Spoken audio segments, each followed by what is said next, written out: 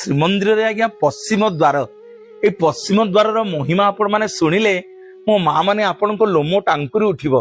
पुओ झियो बाहाई पारुनाहांती, बंधु प्रस्ताव ठीक हे पारुनी, बापा मांकर चिंता आज्ञा बढ़ी गलानी।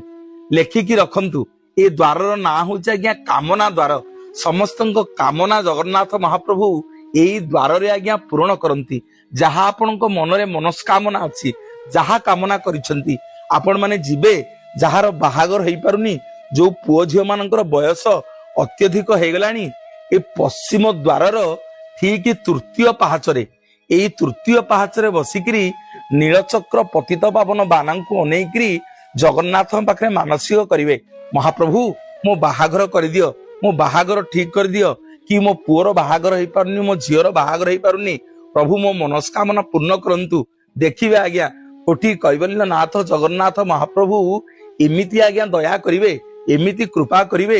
अविवाहित पुओ झियो मानकर विवाहर होई जिवो। जगन्नाथंकर ई पश्चिम द्वारर तृतीय पाहाचरे रही नीलचक्र पतित पावन को अनेई मानसिक कले।